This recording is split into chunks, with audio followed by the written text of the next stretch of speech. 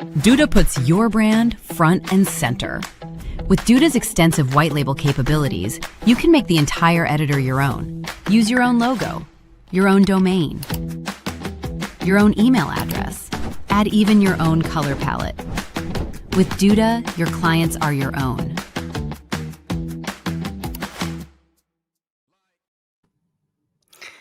Hello and welcome to this extra special Duda webinar, Rags to Riches, with Mark Williams-Cook and Ulrike Viberg.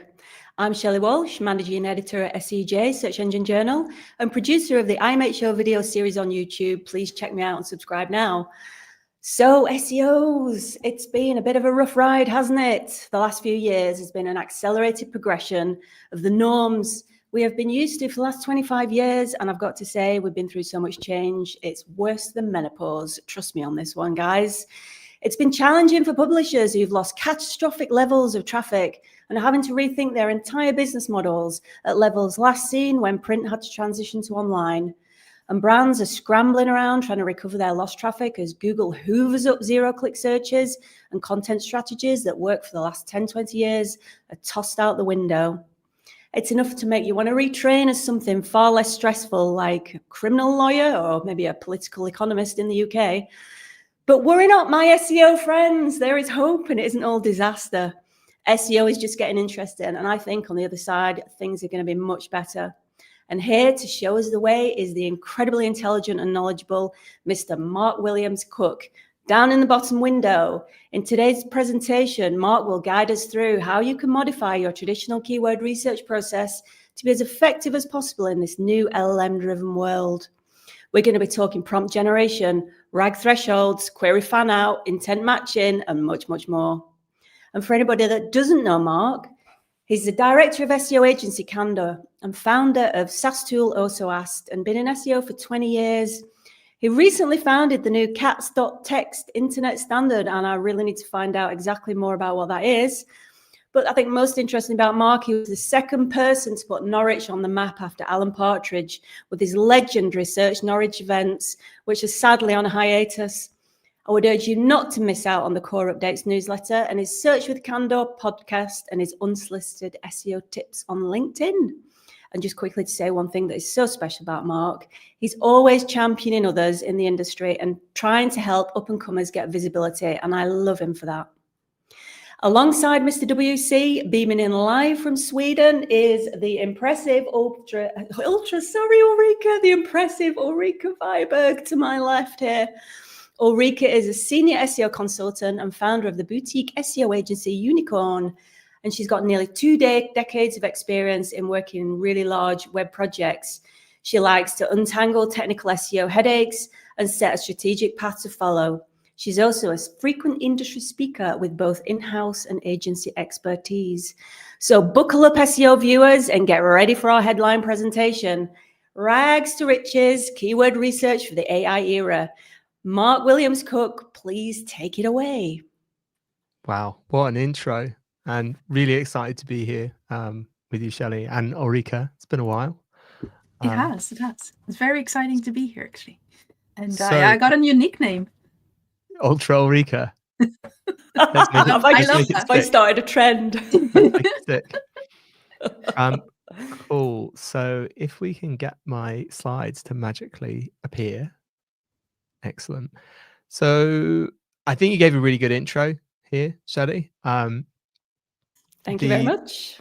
The topic, kind of keyword research, I think has changed a lot now. There's obviously a big debate about whether what we're doing now is SEO or geo or AEO or disco or LLMO.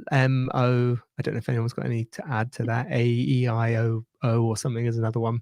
But I really like to start this presentation with this bit of data, which was from a company called PromptWatch, which shows how often Reddit was being cited in ChatGPT answers.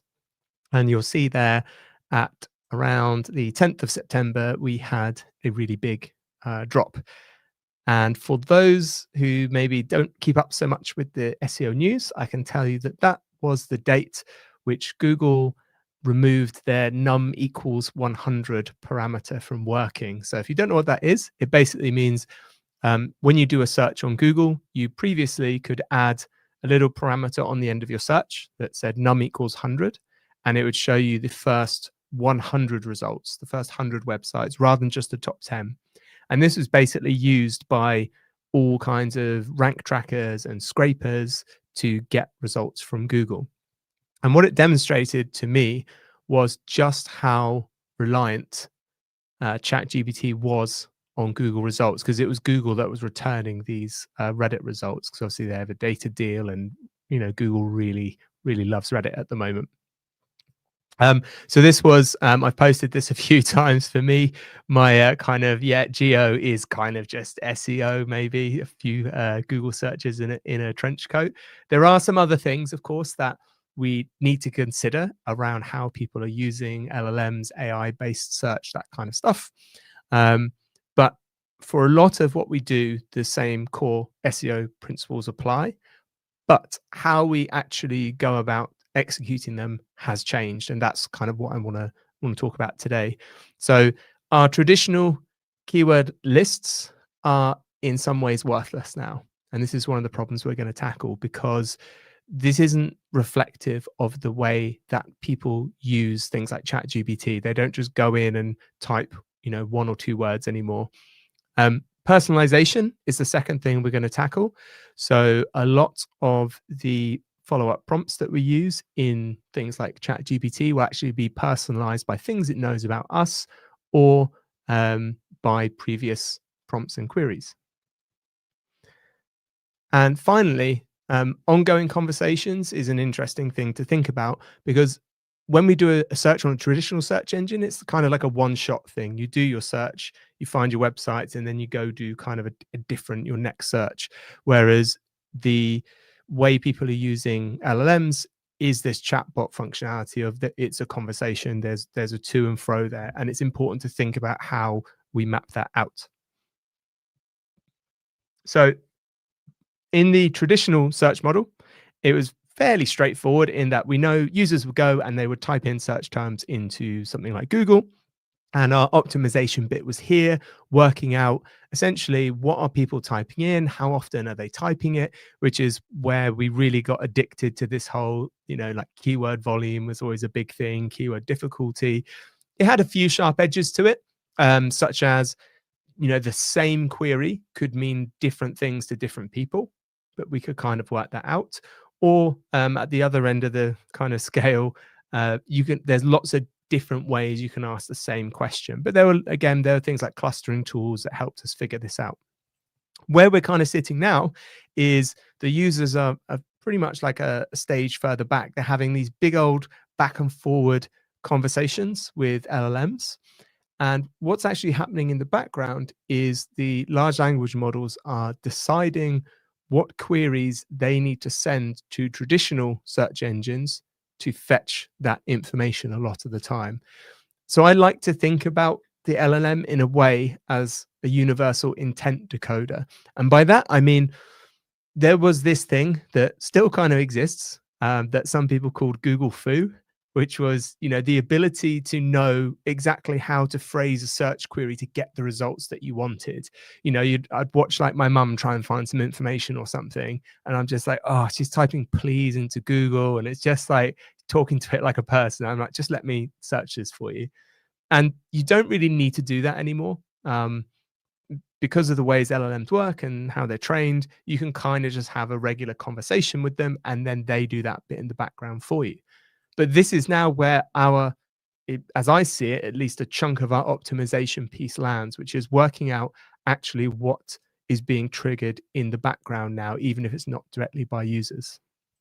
So what I've got here is a very, very practical workflow that anyone can do that will take them through this process of getting closer to how people are talking to LLMs and figuring out what they actually need to rank for to get visibility.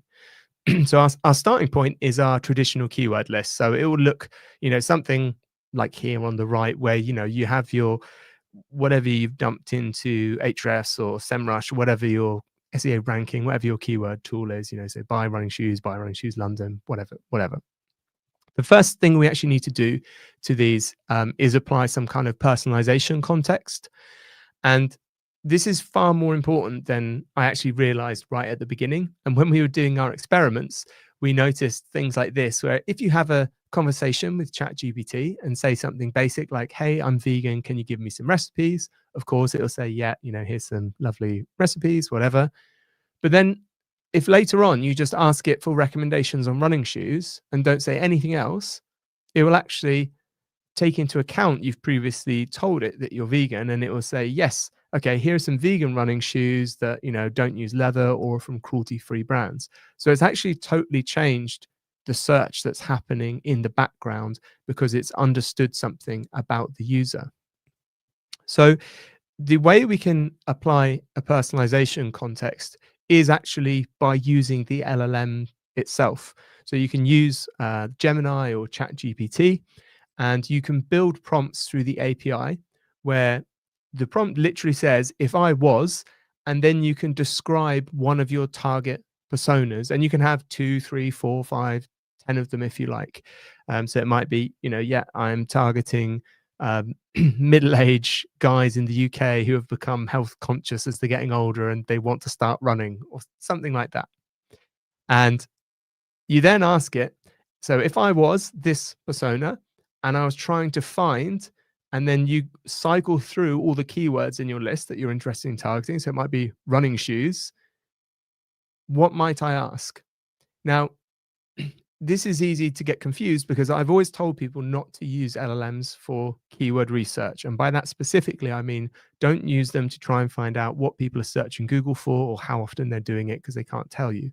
However, what LLMs are excellent at doing is answering this precise question, because the majority of their training data is from things like specialized niche forums, like a running forum where someone's been like, oh, hey, I'm a vegan, I'm looking for like, leather-free, whatever, running shoes, what should I get? Or maybe other way around, from the vegan subreddit being like, oh, I'm just a beginner runner, what shoes do you recommend me?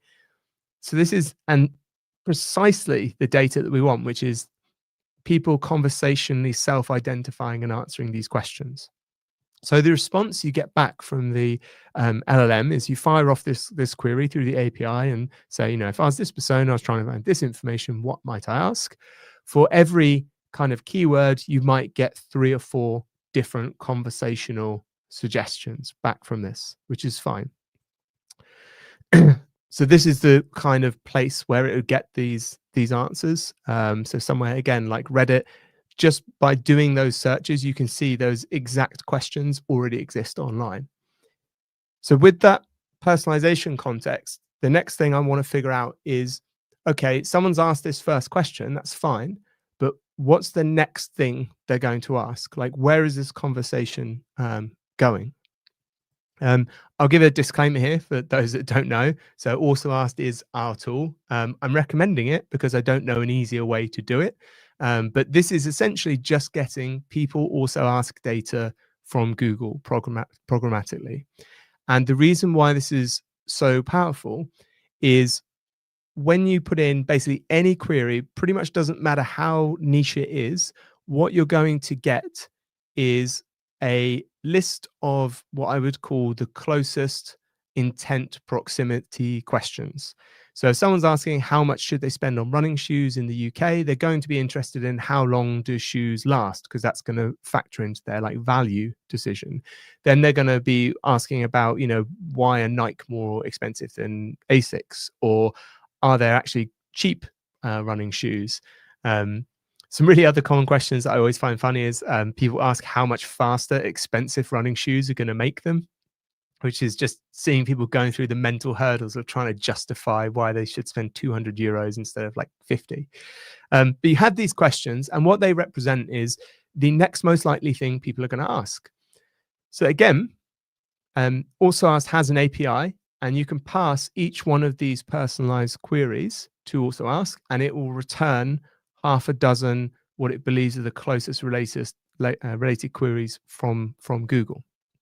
So where we end up with this is we now have a list of what I would say are candidate prompts. So we've taken our initial keyword lists, we've added this personalization context, we've mapped out some likely kind of tendrils on where this conversation is going, and now we're lumped with, probably like 10,000 prompts, which is potentially a scary amount of work.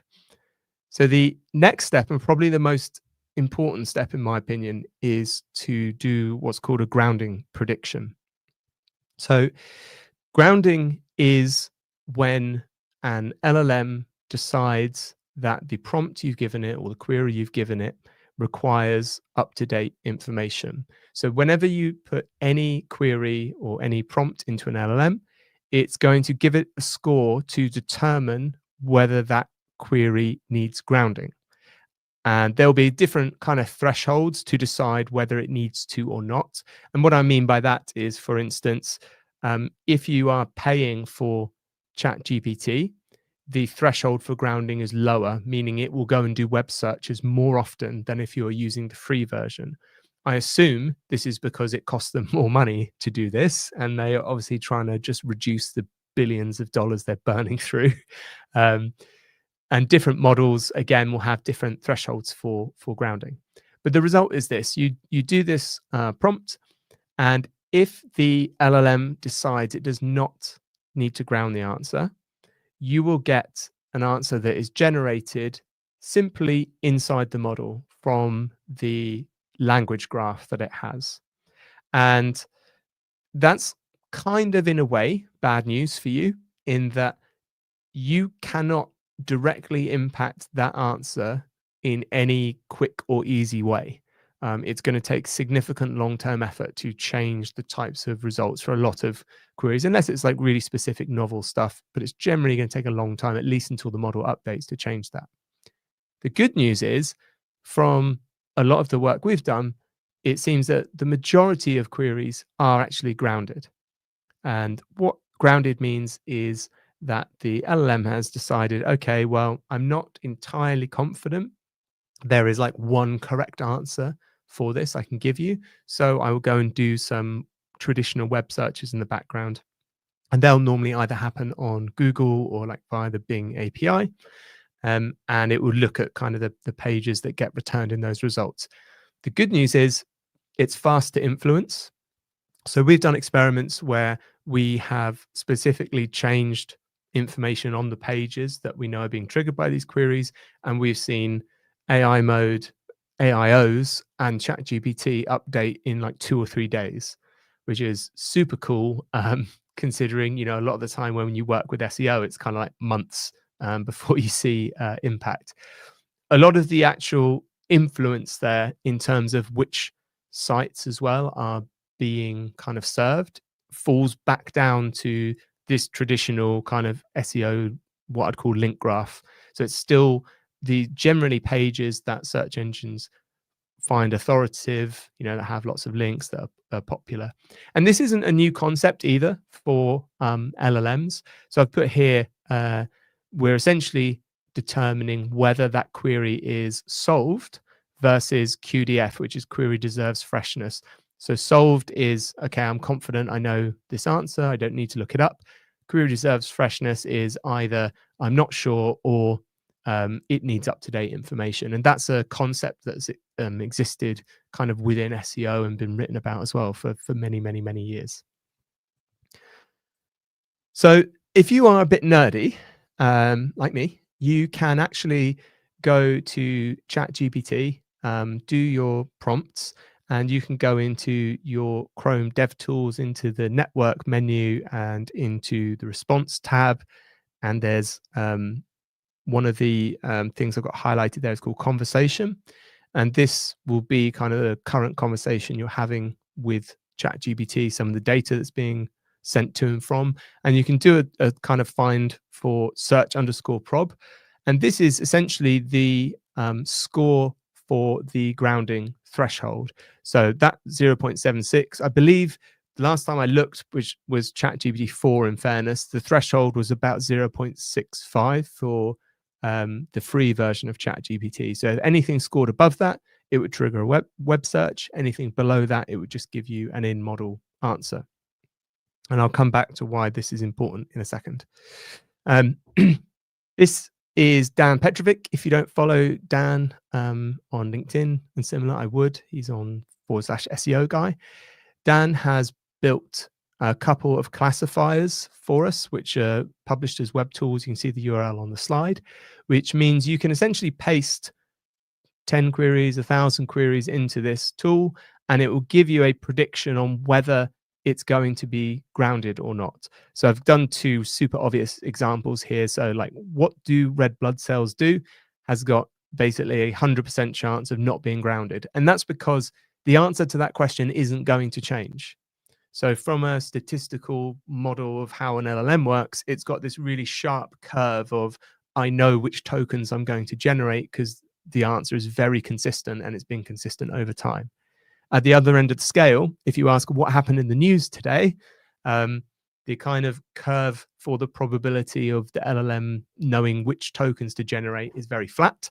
So at the other end of the scale, it's got like a 99% chance, pretty much 100% chance of being grounded. He's built this model this is for OpenAI, and there's another one which looks basically the same for Gemini. So if you're going to use Google's AI mode, or if you're feeling extra spicy, there is a community called Hugging Face, where he's actually uploaded the model itself, meaning you can download and run this prediction model locally on your machine. You might want to do this if you've got, some huge amount. If you're doing 50,000 keywords, it just means you can easily do it, process it very quickly locally as well. So we can do these grounding predictions because what we're going to do is, if you remember, we had all our tens of thousands, maybe of candidate prompts, and I just want to filter them down essentially to ones that I know are going to be doing web searches. So they're triggering this, what's called RAG, which is retrieval augmented generation. So they're still generating an answer from the base LLM model, but they're actually going and retrieving additional information before they do that. And I guess the last step here is actually finding out what grounding requests are actually made. So it's all well and good knowing, okay, they're going to trigger web searches, but how can we find out exactly what web searches are happening?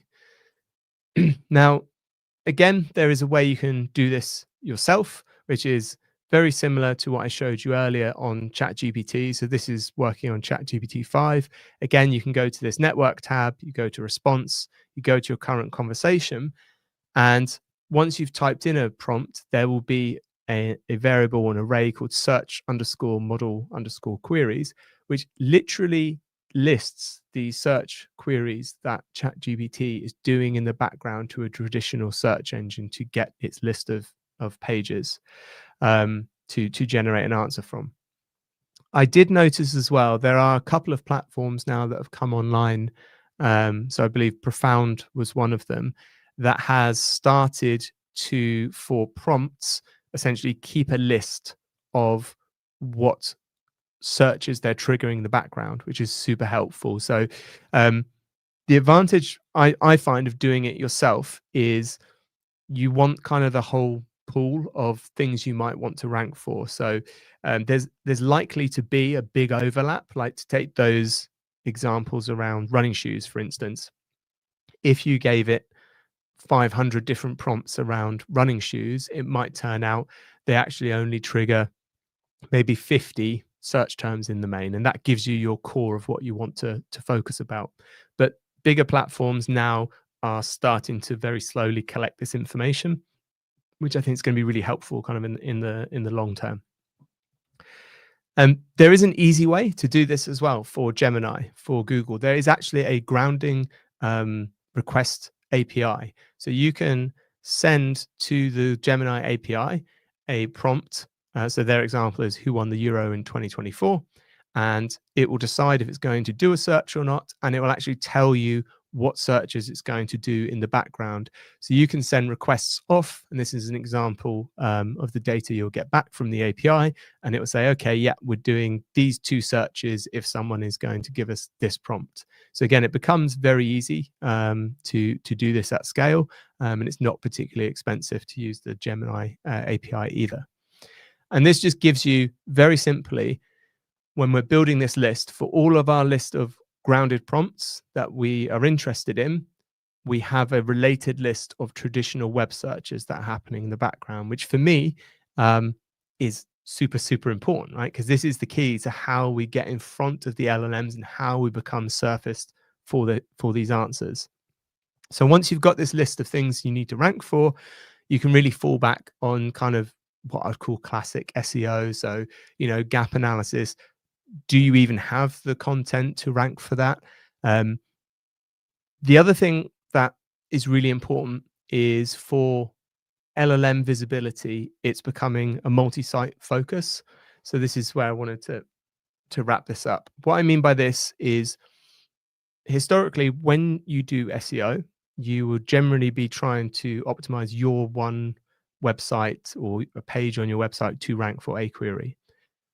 We know when LLMs are doing these searches in the background, they're not just looking at the site that ranks number 1. They might take in the top 10, the top 20 sites. So the optimization goal is actually not necessarily even to appear number 1. It's to appear as much and as consistently as possible over all of those sites. So if we had our running shoes example and there was maybe a newspaper article that were reviewing, winter running shoes, and there was a forum that were talking about them, I might get my community manager to engage in the forum. I might, write to the author of the newspaper piece and be like, hey, when you do your next roundup next year, can we send you some of our products? So that is a little shift, I guess, to traditional SEO, but it's definitely a multi-site focus now. I do think traditional search, as we're seeing it now, will be around for a long time, because these AI platforms are not, and at the moment, anywhere near information retrieval systems at the scale, complexity, and robustness of people like Google or Bing. Google and Bing have got a few decades of experience doing this, and they still struggle because it's an incredibly hard job to get right. And I know that some of these LLM platforms are building their own index, which is fine, which is cool. But building the index is the easy bit. Like, I could start building an index of the web fairly simply, but actually then trying to work out what is spam, what is relevant, what is not relevant, how to rank it is the hard bit. And they really, really heavily rely still on traditional search engines for that. We have seen evidence as well that with ChatGPT 5, there are actually more web searches than ever done by LLMs. And I think that trend will continue. I think we've moved from this idea that we can use LLMs as some kind of all-knowing oracle of information, and they're more usefully positioned as, oh, okay, you've got this question, I understand what you're asking, let me go use a tool to get the best answer for you, whether it's writing a Python script because you want to know how many R's are in strawberry, or whether it's because you need me to go and search some information for you and kind of summarize it. I think that's where they're going to be more positioned in the future. There is kind of a more hardcore version of this with trained models. So I've kind of given you some free web examples. Again, check out Hugging Face if you're interested on that. And I guess the last note would be that we can't fully account for personalization. I see this discussion a lot in terms of, what's the point in doing, any LLM tracking because all of the results are personalized? It's like, yeah, they are, and they're probably going to get more personalized. And I imagine we're going to have even less visibility of that as privacy laws continue to move forward, because that's certainly been the trend, right? That our privacy is being better and better protected, mostly at least. However, I would argue this is better than not doing it, and certainly, as far as I'm aware, the best that we've got at the moment, and it does give you more value than not doing it. Now, if you have not paid attention to anything in this webinar, firstly, shame on you.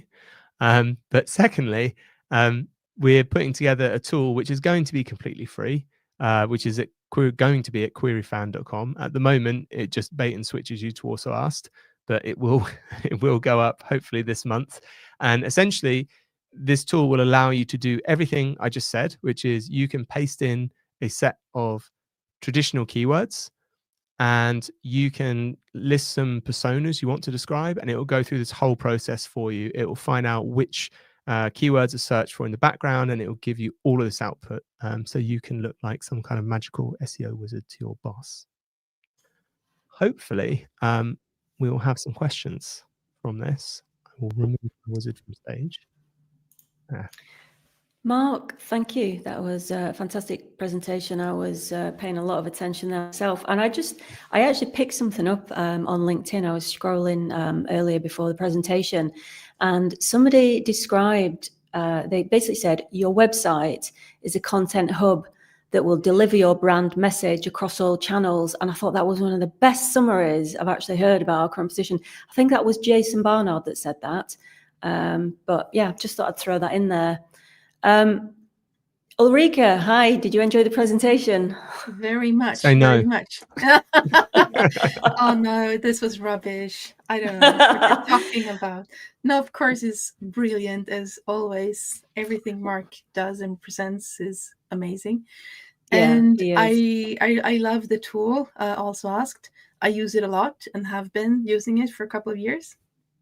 Not only because I love you and all the things that you do and everything like that, but it's also a super useful tool.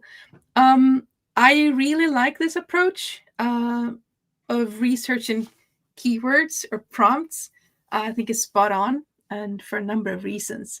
Well, first of all, as this approach is focusing more on what people and our users are actually looking for, and combining that with what us as web owners want to communicate with our users. I think that spot in between where we combine the joint interest is a magical moment, and we want to give the users the content that they want to interact with before they buy our stuff and services. So I think that this is also highlighting the decision journey or the user journey in a way that exactly. I mean, right? And I think that we highlighting the decision journey or user journey, we are also putting content on our websites and messages and communications that is also making it easier for the LLMs to pick up. What kind of content am I going to redirect my users to when they are searching and doing this personalized search, or while they are interpreting the keywords or the search that they are doing? What kind of content do they want to have or be faced with or interact with? And if we also put it in such a way, or structure it in such a way, it will be easier for them to understand and like match it together. I believe so, at least. Yeah, go on. Sorry, I was just going to jump in. Ulrika, we've got we have got a few questions coming in. All right. I've actually got a question I wanted to throw at you myself, just to kick off.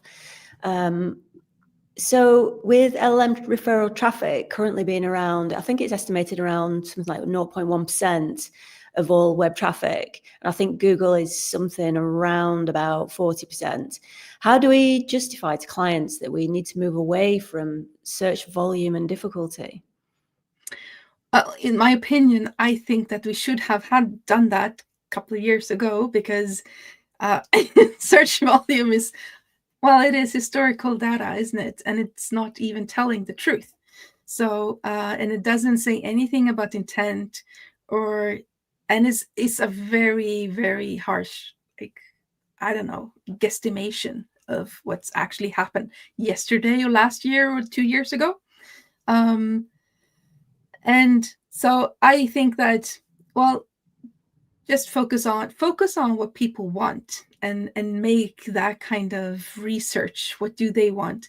And even though you are optimizing for the LLM, when you're doing that, you're also optimizing for your web pages. So I mean that it's not a bad thing. And okay, those numbers are low today. How will they be next month or the next 6 months? We don't know, because this is moving fast, and you have to start like I don't think about this and optimize for your entities and the stuff that people are searching for or chatting about. With that metric of low traffic in mind, what do you think's the right balance for brands to be spending more time on visibility in LLMs, or and we're in this sort of transition at the moment where we've got one foot in LLMs, one foot still in traditional search. We're still trying to feel which way we're going to go. We're looking at 40% Google, 0.1% LLMs, but even that 0.1% is still billions of potential traffic. Yeah. How do you think you can feel what is the right balance for how you split your time between an LLM and traditional search? Oh God, that was a tricky question about the splitting time thing, because I think that if you actually do the homework, you're working for both AIO, GEO. Do you think SEO. it might be sort of brand specific, maybe, perhaps? Of course you need one, to, but one brand would be more LLM, one would be more traditional. Yeah, well, I guess that if you haven't done your brand like your homework with your brand optimization, you have to step up and do that. And so I guess that then you have to focus on it. Maybe you only did like traditional SEO for a couple of years and you're ranking well for your actual like products and stuff. Maybe you should put some more effort into the brand optimization just to spread the word. And that is, again, not a bad thing for your traditional SEO. I can just add, I agree with everything you said, Ulrika. Yeah. Thank you. The question, though, if I had a client ask me that question about like, oh, the traffic's so low, I don't care about how much traffic LLMs send. Yeah, exactly. I think it's the wrong metric to focus on. Exactly. Because the point of marketing is to influence people, right? And that, if anything, it's more consumer friendly to have that done off the website, because we do all kinds of shitty tricks on our website to try and get people to convert, just like how in the supermarket, they put all the stuff you need, like the bread and the milk, whatever, right at the back of the shop. And then they put all the sugary stuff just before the till to make you impulse buy it. And we do the same kind of stuff on our websites, especially if you're like Ryanair and you're trying to get people to pay for extras when they're booking their flight, right? Not to name anyone in particular, but if your brand is accurately represented in an LLM, so when someone is doing their research, they're being told all warm and fuzzies about you, then I don't care if I get the click, because it's done its job. And whenever the kind of actual conversion happens or the branded search happens, I'm going to be on that shortlist. It's a less satisfactory answer because at the moment, it's nigh on impossible to measure. But just because you can't measure it doesn't mean it doesn't exist, right? It's like the tree falling in the woods thing. We all know if nobody's there to hear it, the tree still falls. The tree's still falling, but we can't necessarily measure it. So I would try and disentangle myself from the traffic conversation, and 100% agree with Ulrika. Like, I don't think they're mutually exclusive things to be working on. That was actually one of my points as well about your talk. Is I think that the whole all the KPIs and how we measure success is going to change. If it hasn't already changed, it's going to change. And maybe like traffic and ranking, they're vanity metrics. And what actually matters is, have we passed information to our users who want it? Or have we sold? Has there been a transferring of money between user and web owner? That is what matters.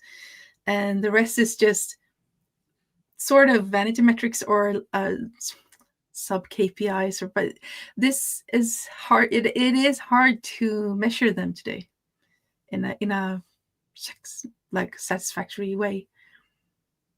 Yeah, I think the attribution across LLMs is one of the biggest challenges, and I think it's also for me. I feel it's all come full circle back to classic marketing, and it's all going to be about touches, brand touches. It's the brand awareness, brand touches, etc. And that was always historically very challenging to to measure the attribution of that. That fun word attribution that we all like to talk about, cross-channel attribution. I mean, what other KPIs do you think, Ulrika, do you think we should be looking at? So, I mean, I've looked at a couple of tools, and they have citations as a metric. The thing is, so that is, of course, one of the KPIs that we should be looking at, and how often are we cited, and how much traffic do we get from it? Again, it's like a black box, isn't it? Still, we really don't know, do we? No, I mean, do you think maybe we should be looking at like that holistic, the correlation? Should we just be actually looking at business outcome and a bottom line? And, Yeah. you know, are we affecting the bottom? Should we just forget about clicks and brand touches, etc., mentions? Should it just be, are we raising the client's bottom line or not? I think that, yes, the money should, or the bottom line should be the most important one. Of course, you have to be able to optimize and know how to optimize things. We also have to look at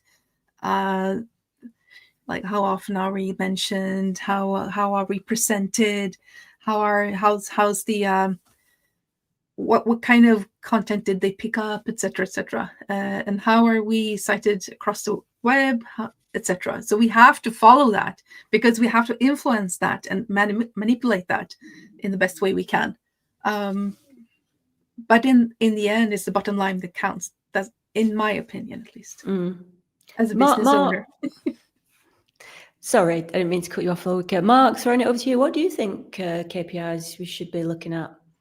Oh, I have super unpopular opinions on this.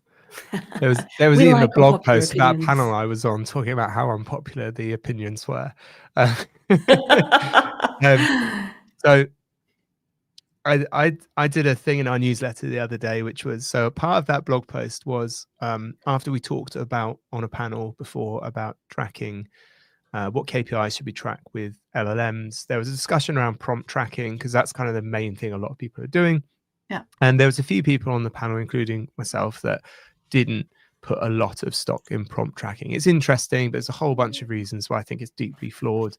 And one of the kind of conversations that happened afterwards with the audience was like, oh, I can't tell my boss this, was what they said. And in this week's newsletter, I said that I can't tell my boss this is the shade that bullshit grows in, right? Which is when people avoid telling the truth because it's awkward or inconvenient. I do think there is things you can do with KPIs. I don't think that taking the paradigm of rank tracking and trying to apply it to how LLMs works makes much sense to me. Maybe in some very specific directional way it could be helpful, but it seems to me like a lot of effort on a moving target for not something massively helpful. I did like the approach. I've always mentioned them, and I'd like to say they don't pay me for this. So I do like the approach that a tool called Wayk took. So that's what AI knows about you, which was, although they do offer like prompt tracking and stuff now, was essentially trying to quiz what the base models outside of RAG think about you, to anthropomorphize. I don't like using the word think when it comes to LLMs, but one way you could score this in terms of metrics is by having, if you've got things like, you know, your brand vision, mission statement, your goals, what you want to be known as, your product details, what you're known for, and comparing that to what these base models know about you and seeing where the gaps are. So, you know, if we are a car manufacturer and we're all about, you know, safety, for instance, is that what the LLMs kind of, again, to use the term used, is that what they know about us? How are they comparing us to other brands in terms of that? Where are the holes? And then that informs like our digital PR strategy for, okay, well, we're not actually known for this, and this is like a core thing. And to me, that to kind of finish up, that kind of goes back to what is a brand and how it's manifested. So a long time ago, like, you know, say like, I don't know, 50s, brand was what you put up on billboards and what you told people you were. Then we had the internet, everyone became hyper connected, and now people Google brands and then you read what's on Trustpilot and on forums and what people say. I think the next evolution of that will be a lot of people just lean on AI chatbots for, what do you know about this brand? What are they about? Are they any good? So that's where you need to start measuring, because the RAG stuff I've been over today, is helpful that's something you can do, you can see an impact from. It's great to kind of convince people within businesses as well that you can actually influence this. But the long-term goal for me is, do these LLM models understand who we are, what our product is, and why people should pick us specifically, because I think that's everything else is kind of just moving around that. Mark, I just wanted to pull back a little bit. I've got a bit more of a technical question about the grounding, and you were talking about the grounding and meaning that LLMs are deciding if it needs to make a search on the web to make sure the answer is correct. We can't actually influence the model if the LLM feels confident and it has no need to search for the information it has on the web. So how do you deal with that? And is there a way to actually influence the LLM? So the base model is the result of the training data, and the training data is an expression of what happens when you take all of the text basically on the internet, steal it, I guess, if you're these companies, and chunk it up into tiny bits and work out the mathematical relationships between all those little bits, which is fascinating, I think, because and this is going to sound super nerdy from a maths point of view. I think it's quite beautiful in a way that just the statistical probability between all these chunks of our language has somehow encoded human information into it, albeit some of the time it's just made up and wrong, but it's got a lot of information in there. So the way that you influence that model is by appearing in the training data more. That means appearing on more websites, and actually on higher authority websites. And I'll qualify that by saying that I know for a fact a lot of the LLM companies are buying up link graph data from the big SaaS providers, which I assume the reason for that is they are applying that at their pre-training level to weight which websites they kind of lean more heavily into in terms of their model. So i.e., if something's on Wikipedia, we should maybe listen to those token probabilities a bit more than if it's on Mark's blog that has 6 visitors.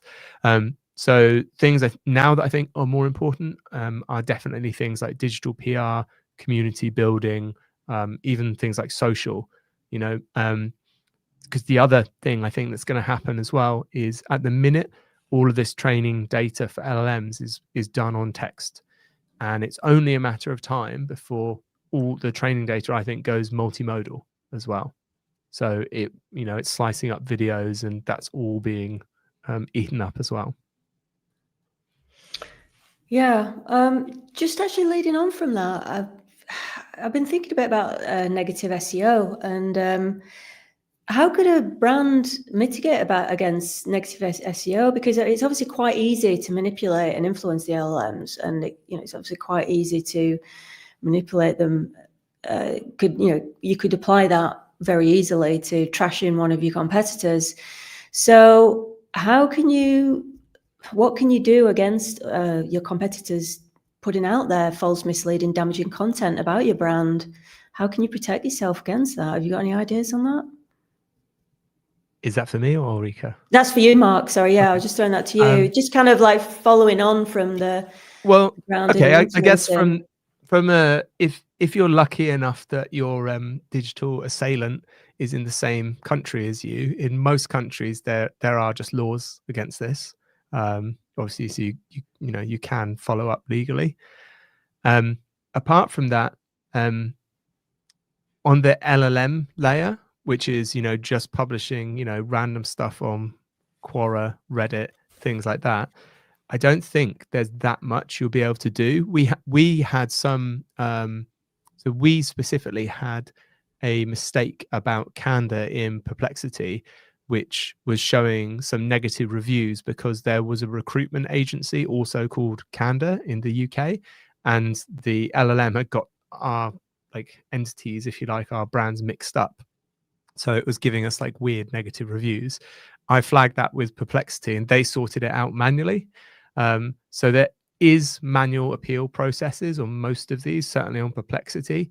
But if it's happening through something like ChatGPT and it's happening because of RAG, then you would have to just kind of fight fire with fire and find out what's ranking and replace it with something good.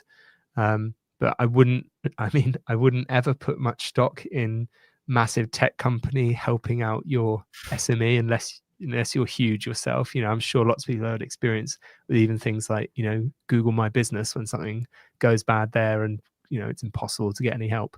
But yeah, I guess legal's one way. If they have any kind of appeals process, Perplexity actually did really well for us. It only took like a week to get sorted. Outside of that, figure out how they're doing it and do it better.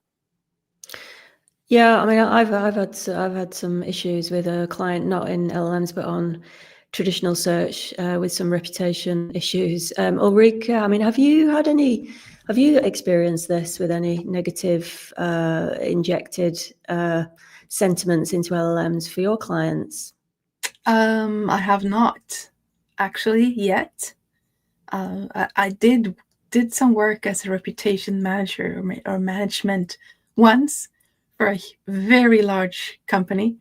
So yeah, it's going to happen as soon as people are figuring this out, I guess. And I guess they are already. I live in a very small country, so here I haven't seen it much. It would be interesting to hear about how it is done and how we solved it, or how they solved it. It's probably the traditional way, as Mark said. You just have to figure it out how they did it and do it better, and make other people who are talking or saying really nice things about you, and make them rank better or surface their results over on top of these bad ones. Yeah, I mean, that is nasty. You shouldn't do that. That is not good. No, but I think we all know that SEOs, we take everything and ruin it anyway, so it's only a matter of not all of us. No, of course not. I mean, have you actually, Ulrika, have you come across any brands that have a really good active LLM strategy that's been successful for them? Have you got any direct experience, or have you seen any brands that seem to be leveraging it quite well at the moment? Again, in Sweden, I haven't seen any like really active strategies yet.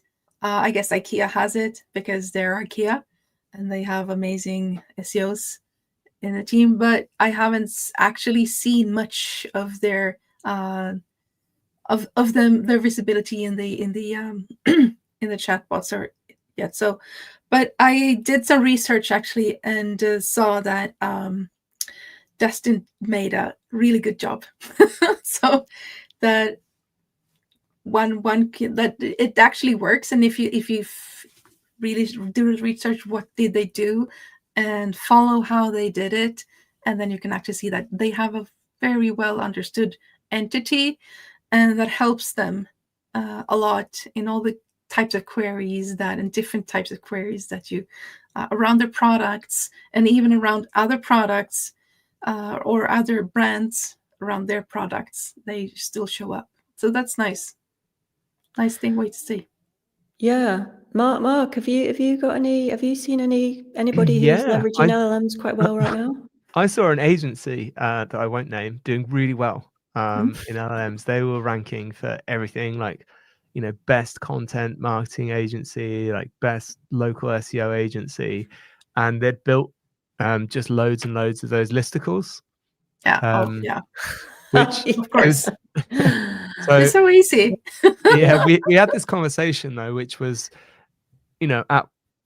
you've won, but at what cost, kind of thing, because I do the search and I'm like, oh, here's the best such and such, let's go look at that, and then it's just, they put themselves number one, obviously, for everything, of course. Yeah. And then I immediately, as a potential customer, just don't trust you whatsoever, that you've just told me you're literally the best at everything. So, Shelley, you said earlier about we should always be thinking about our impact in terms of business impact. At the end of the day, that's literally why we're hired, to help businesses make more money, usually. So there's no point getting visibility in LLMs if people just land on your website and they're like, oh, yeah, you suck. Actually, coincidentally, I spoke to Patrick Stocks 2 weeks ago for IMHO, and he was actually saying that about the listicles, and because I was asking him what Ahrefs are doing, And so, yeah, I think he sort of admitted that they'd been dabbling with it a little bit alongside some other better approaches, such as unique data, etc. But just let me just. I'll add in. I did actually have a client pre like AI who did a listicle of themselves and competitors and put their competitor above them on their site, which I was just like, well, kudos for honesty, I guess. But again, that's not a win either on your own website, being like, no, they're kind of better than us. Just jumping in here, we've got 5 minutes left. I've got a couple of comments and questions. Here's a technical one that I'm going to throw to you, Mark. It's from Doran Chapow. I hope I've said that right, Doran Chapow. Is it possible to emulate potential query prompts by using AlsoAsked? For example, asking a GPT based on these questions, what would X prompt for a search and optimize for it? Does that make sense? Have I read that out right? So Don has actually kindly written a very extensive guide that I'm yet to publish on AlsoAsked.com, because we're launching like a whole section there. So I would actually just tell people to maybe check back there in the next month or so and read his guide, because I think he knows the answer to this and he's trying to be very kind and setting me up to give a very good answer. But I think he answered that better than I ever could have. Okay, but you can't leave us hanging like that. I want to know now. Watch me. Okay. Okay, thanks, Mark. Let's have a look. We've got a couple of other questions. 1910 Timothy said, I can see how Google Gemini AI will be used more and more by consumers for search, but I do wonder if ChatGPT will gain traction as quickly since it's not integrated into a search engine. That's interesting because it has been quite a race, hasn't it, between Google and ChatGPT. ChatGPT looked like they were winning, but actually I think Google is now streaking ahead. Ulrika, where do you think they are positioned right now? Oh God, I have no idea actually. Like, yeah, I think that. Do you think AI mode's pulling it back from ChatGPT? Yes, I think because of the availability. Like it is there when you're Googling. You don't have to, because you always like. I think that we've gotten used to Google, and most of us have, and not everyone has downloaded ChatGPT to their phones, and they're not. I think that the use cases are different between ChatGPT and Googling. Like Googling, then you want a short answer or a specific like answer. I want it now, and then it's easier to get it with the AI mode. At least for me, whereas in ChatGPT you have a deeper conversation.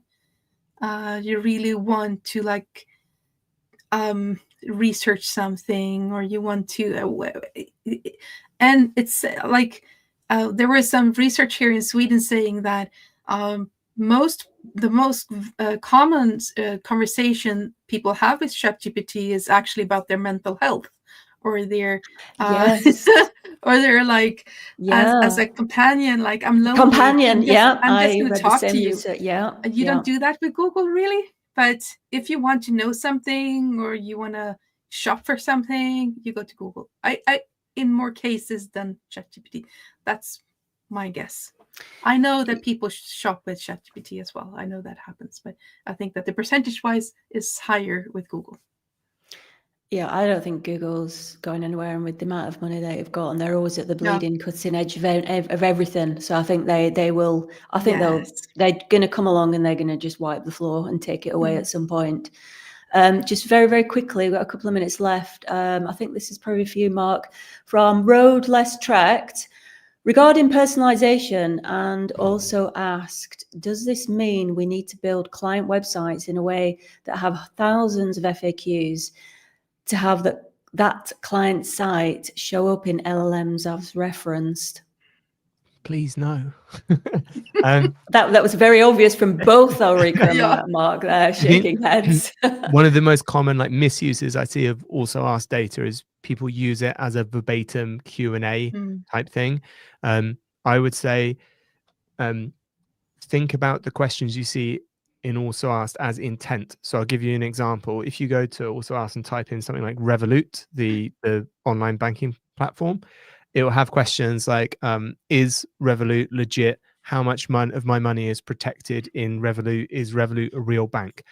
What I would get from those questions, and I would go to my brand team to talk about, is we are the challenger bank. People are scared about the safety of their money. So the kind of content I need to see on the homepage is about like the accreditations we've got, the laws that we apply to, specifics on how money's protected, other big brands or customers that use us, case studies, that kind of thing.